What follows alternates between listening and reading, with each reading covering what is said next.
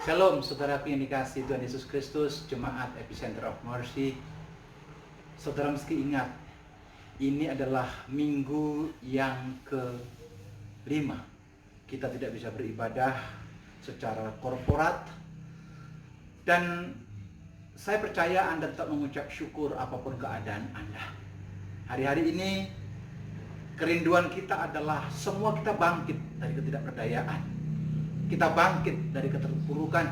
Kita bangkit jadi pemenang daripada kekhawatiran dan ketakutan yang menghantui kita selama ini. Hari ini kita akan beribadah spesial. Kita akan dilayani oleh Gembala Sidang kita, Pendeta Niko Nyotraharjo. Biarlah apa yang disampaikan bisa menjadi berkat buat kita. Kita bukan barisan orang-orang yang lemah. Kita bukan barisan orang-orang yang tidak kuat. Tetapi kita adalah barisan orang-orang yang menang. Bangkit menjadi pemenang. Sebelum Anda beribadah, mari saya ajak saudara untuk berdoa. Biarlah apa yang disampaikan Pak Niko menjadi kekuatan buat kita. Jemaat Epicenter of Mercy, tundukkan kepala, tutup mata saudara, kita berdoa. Bapa, di dalam nama Tuhan Yesus Kristus, kami mengucap syukur buat pagi hari ini, Minggu tanggal 19 April, di mana Engkau izinkan kami untuk tetap di rumah dan beribadah secara online. Lawatan-Mu turun atas kami, campur tangan-Mu sempurna atas keluarga kami. Virus, kekhawatiran, ketakutan tidak mengintimidasi kami, tapi kami punya pengharapan, sebab kami punya Allah yang hidup. Terima kasih Tuhan, berkati hamba-Mu Pendeta Niko Nyotraharjo yang akan menyampaikan isi hati-Mu.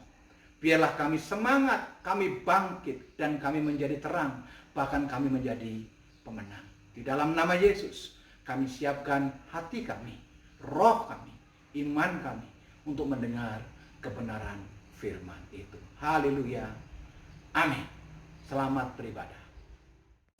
Alkitab berkata, Yesus mati karena dosa-dosa kita. Dia dikuburkan, tetapi pada hari yang ketiga dia dibangkitkan. Sekarang kita merayakan Paskah, yang artinya kita merayakan kebangkitan Tuhan Yesus, yang artinya kita merayakan kemenangan Tuhan Yesus atas maut. Tuhan Yesus adalah pemenang. 1 Yohanes 2 ayat 6 berkata, barang siapa mengatakan bahwa ia ada di dalam Dia, ia wajib hidup sama seperti Kristus telah hidup. Tuhan menghendaki agar kita menjadi pemenang. Menang terhadap dosa, menang terhadap iblis, menang terhadap daya tarik dunia, menang terhadap sifat kedagingan kita, supaya kita masuk surga.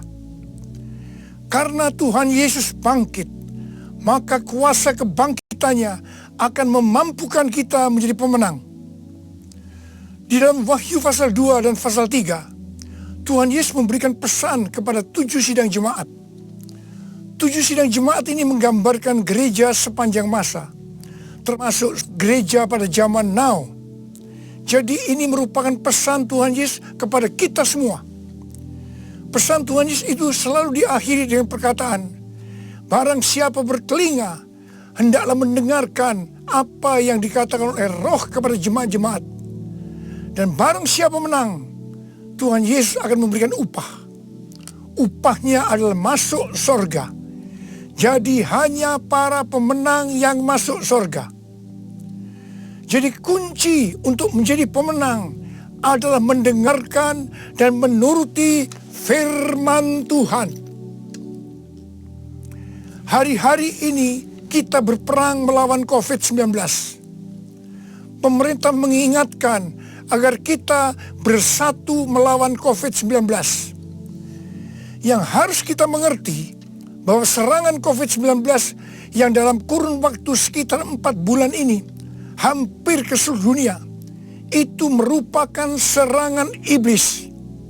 Seperti yang Tuhan Yesus katakan, bahwa pencuri, yaitu iblis, hanya datang untuk mencuri dan membunuh dan membinasakan.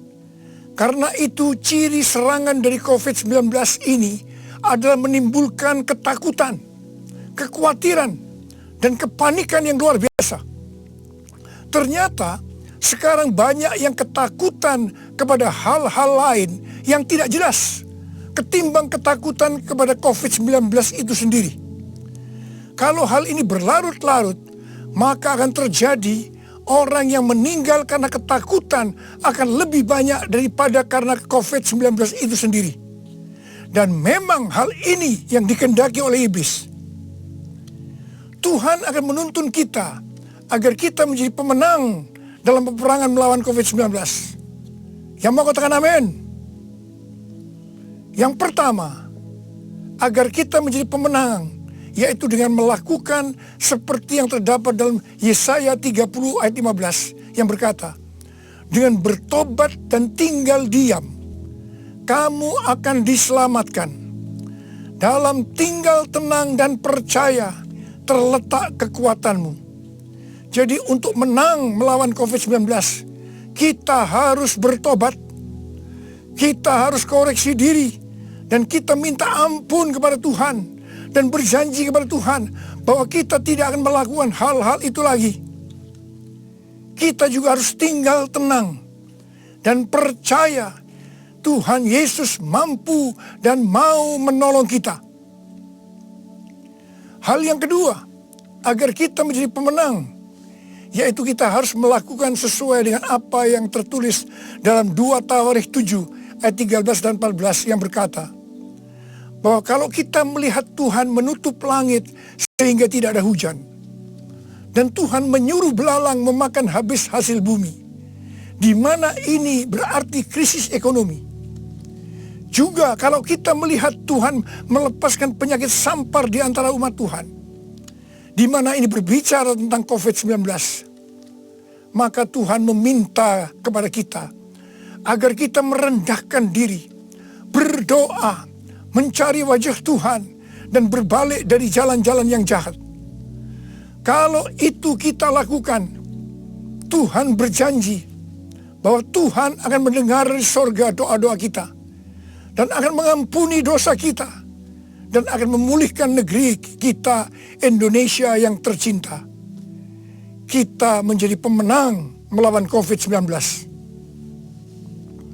Hal yang ketiga, agar kita menjadi pemenang adalah menangking COVID-19. Tuhan berkata kepada saya bahwa untuk melawan balik serangan COVID-19 yang menimbulkan ketakutan, kekhawatiran, dan kepanikan, maka kita harus menghardik COVID-19 seperti Tuhan Yesus menghardik badai yang dahsyat. Seperti pada waktu itu dengan berkata, diam, tenanglah. Kalau Tuhan Yesus berkata kepada saya untuk melakukan ini, maka ini berarti bukan hanya untuk saya saja, tetapi saya diminta untuk menyampaikan kepada saudara.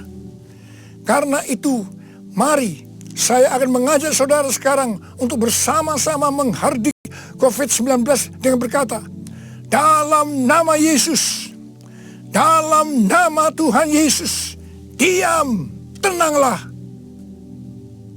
Harap dicatat, apa yang kita lakukan ini Alkitabiah.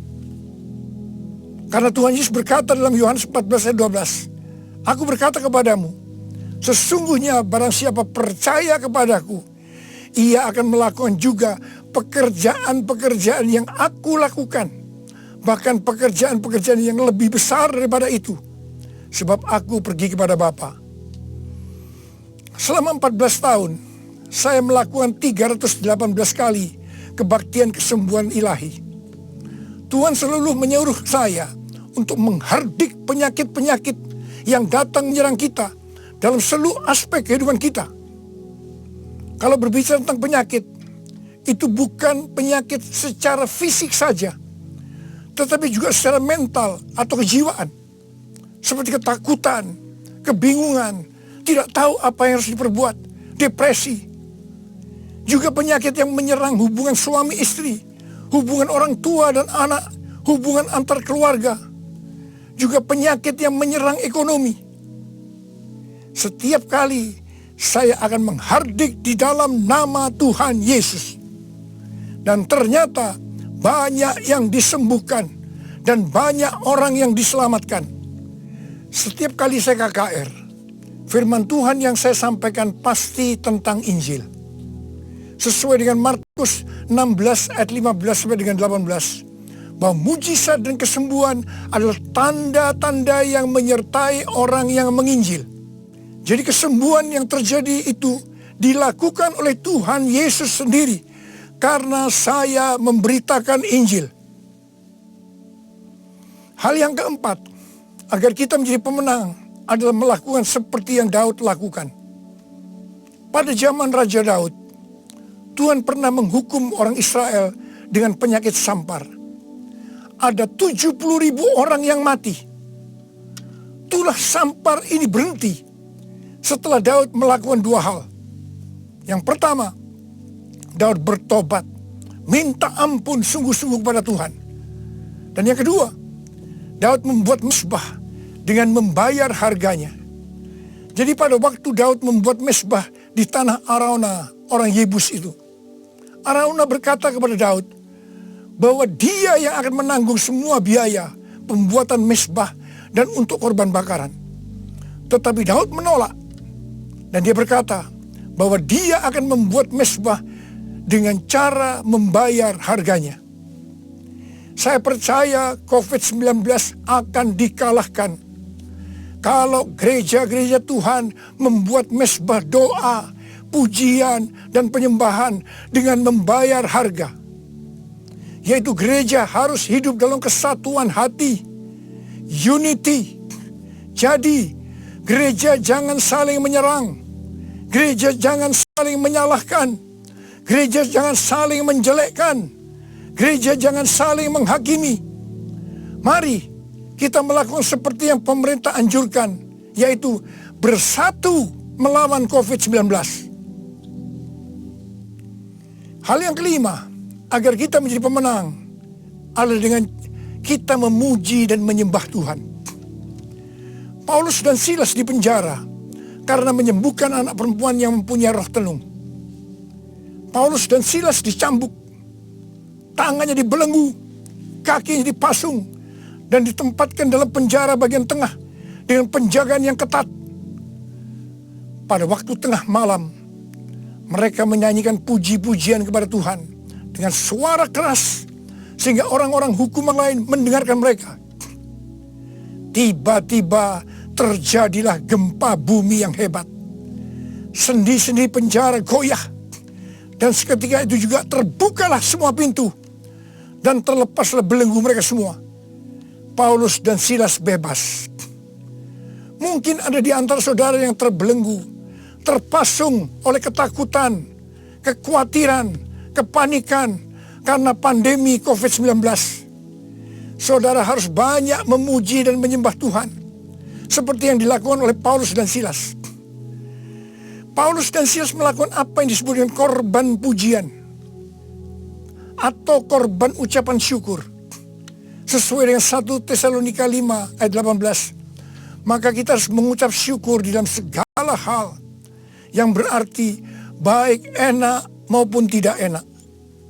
Karena itulah yang dikehendaki Allah dalam Kristus Yesus bagi kita. Untuk melakukan korban pujian atau korban ucapan syukur itu tidak gampang. Kita perlu belajar dari Daud, seperti yang Daud lakukan dalam Mazmur 103 ayat 1 yang berkata, "Pujilah Tuhan, hai jiwaku. Pujilah namanya yang kudus, hai segenap batinku." Itu artinya kita memerintahkan kepada jiwa kita untuk memuji Tuhan. Terus perintahkan, meskipun itu terasa berat, sampai kita bisa memuji Tuhan. Dan saudara akan menang melawan COVID-19. Saudara juga bisa menyanyikan lagu, "Hati yang gembira adalah obat yang manjur." Ada banyak ayat dalam Alkitab yang mengatakan bahwa kita harus bersuka cita, kita harus bergembira. 1 Tesalonika 5 ayat 16 berkata, "Bersukacitalah senantiasa." Hati yang bersukacita, hati yang gembira adalah obat yang manjur untuk melawan COVID-19. Hal yang keenam, agar kita menjadi pemenang adalah dengan cara menabur. Pada waktu masa kelaparan, Tuhan berkata kepada Ishak, "Jangan pergi ke Mesir, diamlah di negeri yang kutunjukkan kepadamu." Dan Ishak tinggal di Gerar. Mesir berbicara tentang cara-cara lama. Di dalam menghadapi kelaparan, Tuhan berkata kepada Ishak, "Jangan pakai cara-cara lama, tapi harus pakai cara Tuhan." Setelah itu, apa yang Ishak lakukan? Pada tahun itu juga, yang berarti pada masa kelaparan, Ishak menabur. Saya percaya ini suatu tindakan yang tidak gampang untuk dilakukan, karena benih yang ditabur adalah persediaan untuk mereka makan. Tetapi Ishak pakai itu sebagai benih untuk ditabur. Karena Ishak melakukan apa yang Tuhan kehendaki, maka dikatakan Tuhan memberkati Ishak. Sehingga pada tahun itu juga Ishak mendapatkan hasil 100 kali lipat. Ishak menjadi kaya, bahkan kian lama kian kaya, sehingga ia menjadi sangat kaya. Hari-hari ini kita berada dalam krisis ekonomi sebagai dampak dari pandemi COVID-19. Justru pada waktu krisis ekonomi ini, kita perlu bersama-sama bersatu, menabur untuk menjadi berkat bagi sesama, seperti mengadakan bakti sosial, menyediakan APD bagi tenaga medis, dan lain-lain. Saya percaya ini yang dikehendaki oleh Tuhan. Dan saya percaya seperti Tuhan memberkati Ishak, saudara juga akan diberkati dalam krisis ekonomi ini. Berarti saudara menang atas dampak yang diakibatkan oleh COVID-19, yaitu krisis ekonomi. Hal yang ketujuh, agar kita menjadi pemenang adalah melakukan seperti yang terdapat dalam Yesaya 26 ayat 20 yang berkata, "Mari bangsaku, masuklah ke dalam kamarmu, tutuplah pintumu sesudah engkau masuk. Bersembunyilah barang sesaat lamanya sampai amarah itu berlalu." Jadi, di rumah saja itu bukan merupakan kekalahan terhadap COVID-19, tetapi justru ini merupakan kunci kemenangan. Amsal 22 ayat 3 berkata, "Kalau orang bijak melihat malapetaka, bersembunyilah ia. Tetapi orang yang tidak berpengalaman berjalan terus, lalu kena celaka." Biarlah kita menjadi orang yang bijaksana. Kita akan di rumah saja sampai pandemi COVID-19 ini berlalu. Hal yang kedelapan, agar kita menjadi pemenang, yaitu dengan cara kita berdoa agar nubuatan para nabi untuk COVID-19 ini digenapi. Seperti yang ditulis dalam charismanews.com, yaitu pada bulan September 2019, Chuck Pierce bernubuat bahwa bangsa-bangsa akan mengalami kekacauan sampai Paskah 8 sampai 16 April. Tolong perhatikan tanggalnya. Tanggal 26 Januari 2020, Chuck Pierce kembali bernubuat bahwa ada suatu wabah yang besar datang menyerbu, di mana ini untuk menguji kita sampai Paskah.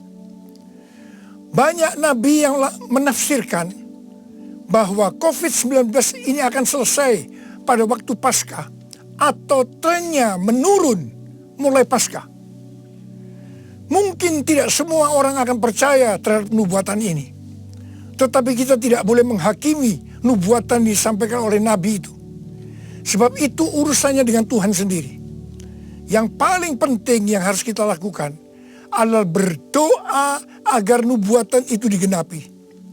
Karena saya percaya hampir semua kita menghendaki agar badai pandemi COVID-19 ini berakhir.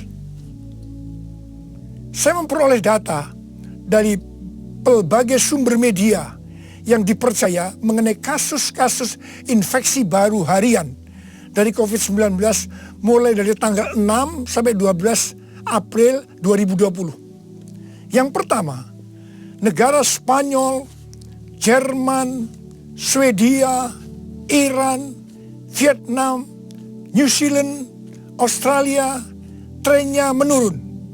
Haleluya. Yang kedua, Denmark melonggarkan lockdown dan sebagian sekolah akan dibuka pada tanggal 15 April 2020. Penerbangan domestik di Vietnam akan dimulai dioperasikan tanggal 16 April 2020. Yang ketiga, yang paling menarik dikatakan Wuhan, long time no see. Yang artinya lockdown di Wuhan dicabut pada tanggal 8 April 2020. Ini berarti pandemi COVID-19 di Wuhan sudah selesai. Dengan melihat data ini, kita pasti akan bisa mengatakan bahwa nubuatan dari Chuck Pierce digenapi. Amin. Hal yang kesembilan, agar kita menjadi pemenang, adalah perkatakan Mazmur 91. Seperti yang Rasul Paulus katakan, karena aku percaya, maka aku berkata-kata.